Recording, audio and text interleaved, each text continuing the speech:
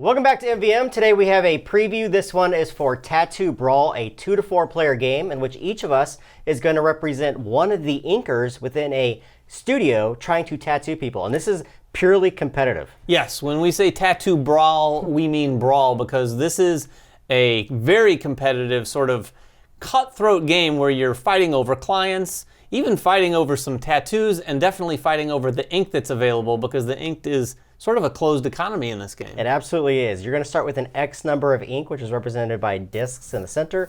Each player is going to start with an X number of ink on their player board, depending upon player count and where you sit in that player order. Each player is also going to have one of these studios in front of them. This is going to represent all of their different resources they're going to have. You have a wheel down here, which is going to hold your primary colors and your secondary colors, as well as the black. Now there is a limit. You're only allowed to have 10 of these on your player board at any given time. Across the top, you're going to have 4 spots for the 4 different actions that you're allowed to take on your turn, so you can track those on each individual action that you can take, because there's quite a few different actions that you can take within the game. And then right here on the center of the board, you're going to see an area for the person that you're inking, as well as for your own ink master himself. Each of us will have one of these character cards in front of us that's going to represent who we are in that studio. Yeah, the character cards look like this on one side, and on the other side they're going to be more representative of your studio. And on that side it also gives the sort of specialty that that character has. All the different characters have a special power on one side. On the other side it says what types of tattoos they like to perform, and even what body part they're sort of really good at performing them on. Yep, those 2 bonuses will allow you to ink those particular characters for less ink and also acquire more money when you ink those particular body parts. And finally, on the bottom of your player board, you're going to have an area for the actual inks to go from your ink well onto the person themselves once you start inking that player. So the people that you're trying to ink are represented by the different cards here. Now, we do have a bunch of prototypes. This is a Kickstarter, obviously, so the game isn't finished. However, we do have some final art here as well as what the characters are going to look like. Each of these characters is double-sided, and when you look at these characters, one side is going to show the picture of that character with the amount of money that they're going to give to you when you're actually able to ink up that person. They're also going to have a body part in the upper right-hand portion of the card, so when you're trying to acquire these people, you can see what kind of body part you're going to be inking. On the other side is going to show you the type of tattoo that they like, where they like to be inked, and again, how much money that you have to spend to eject them from the chair. We'll talk about that when you take the actions here in a moment. Yeah, it's really interesting. That tattoo type is not on the back side of those cards, so you're going to be taking those clients into your waiting room or into your chairs before you really know exactly what kind of tattoo they want, which is just like real life, I would assume, when you're trying to put tattoos on people. Clients come in wanting anything, and that's what you have to deal with for sure in this game. Speaking of tattoos, it all boils down to these tiles here. On the tiles, you're going to see the art that's representative of the tattoo that you're trying to ink, and what type of ink across the bottom that you need to use in order to put that on the character themselves. At the top of each tile, it's going to show you what type of tattoo that is. These can represent a wide variety of things like old school tattoos and so forth. Plus, there's going to be a number of dots on them. Those dots are going to say how much time it takes for that player to actually be inked up, because once you have the available ink, it's going to take turns, multiple turns, usually in order to place that ink on the character.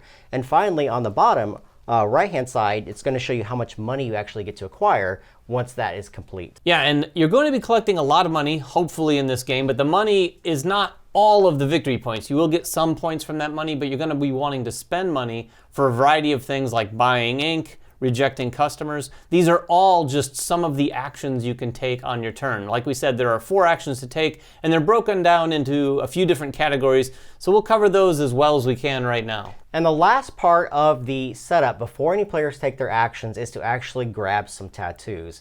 Each player is dealt 3 random tattoos at the start of the game.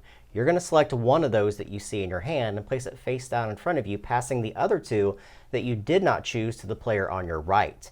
You're going to receive 2 from the player on your left. You're going to look at those 3 new tattoos that you have. One of those you're going to keep face up in front of you, and the other 2 you're going to place face down.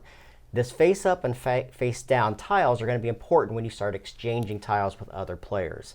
So to actually get into the actions, you have 4 actions. David, let's walk through the first set of actions you can take. Yeah, the first category or categories of actions revolve around the clients. The first one of which is just simply taking a client. You're going to see here a lineup of clients, 2 of them here, and then the deck. You can take from the top of the deck or these 2. When you do, you're not going to know what type of tattoo they want. You just know what body part they want the tattoo on. When you take it, you're going to either put it in your client waiting room or in the chair. If you put it in the chair, it's going to go face up for everyone to see, but if it's in the chair, it also can't be taken by other players.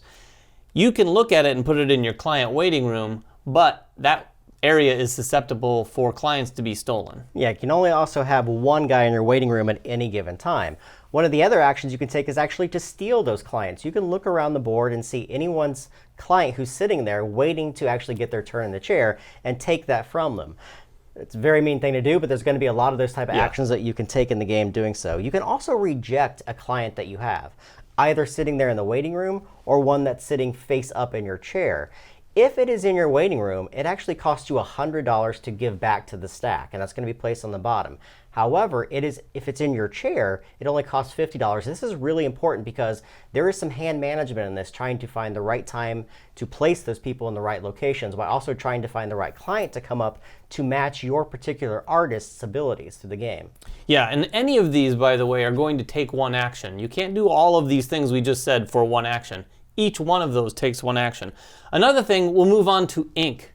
Ink is, of course, a huge part of tattoos. And the first thing you can do, very simple, you can take an ink token. Now, this does not include the secondary colors. So you can take any primary color or black and put it into your pool. Again, remembering that there are some limits there. You can't have any more than 5 primary, 5 secondary, 5 black, and you can't have more than a total of 10. Right. You can also mix your ink together. Now on the back of your reference sheet, it's going to show you all the different ways to mix your primary colors to get one of the 3 secondary colors.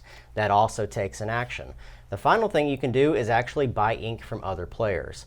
This is another one of those take that aspects of the game. You can offer $50 to anyone at the table to buy the ink they have in their well at that given time. They cannot refuse you unless they pay $300 to the bank. So you're going to be buying ink and using your actions in order to collect that ink that other people may have collected during their turn. Again, this is a game all about timing, doing your things at the right time so that you can protect that ink from other players. And in order to do so, you want to start actually doing your tats themselves. Yeah, the tattoos is of course what this whole game is about, and there's a number of different things you can do with the tattoos. The first one is to draw a new tattoo. Much like the clients, you can look here, the 3 face-up ones or a face-down one, bring it over and add it to your board. Now, you got to keep in mind, if you take a face-down one, it's going to remain face down, and we'll get to that in a second. The face-up ones are going to be face-up for everyone to see, and again, if your people are sort of scoping out your tattoos because they have clients that want them, they're susceptible to be taken or exchanged as well, and we'll get to that in a second.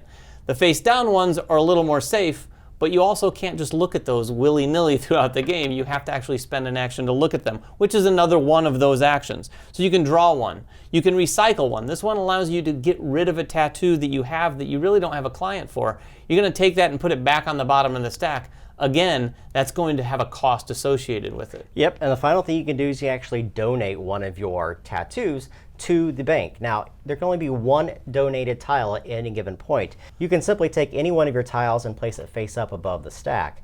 That donates it to the possible tiles that people can take. Why would you want to get rid of tiles? Well, it's very simple. At the end of the game, if you're left with any of these tiles that you haven't inked on someone, you're going to lose some victory points at the end of the game. Now, the thing you want to do, though, is to actually ink the people themselves. And in order to do so, you have to have someone in your chair. And to have someone in a chair, you have to take the action called Start a Tattoo. So remember when we talked about gaining these different clients, you can either put them in your waiting room or in your chair. Well, to start, you have to have someone in your chair and an available tattoo to tattoo them with. You have to align the different things the client wants with the actual tattoo themselves. So you have to have matching symbols on those particular things. If you happen to have the matching symbol, you can actually place that on top and it's going to fit squarely right there. Then you can start taking any of the things from your inkwell and placing it freely here as a free action to take up those spaces. Now, anything down here below the client is protected, and you actually start building that tattoo or inking them once that well is full at the start of your next turn. Yeah, once you have all of the ink required, it's the start of your next turn where you're going to start moving this clock according to the dots that are on that tattoo. Those dots are going to basically be turns that you take while you're trying to get that tattoo finished. all the while trying to collect ink and do some other things to set up clients for your next tattoo. Now, once that tattoo is done, you can take the final action. That's collect work. When you collect work, again, this takes an action.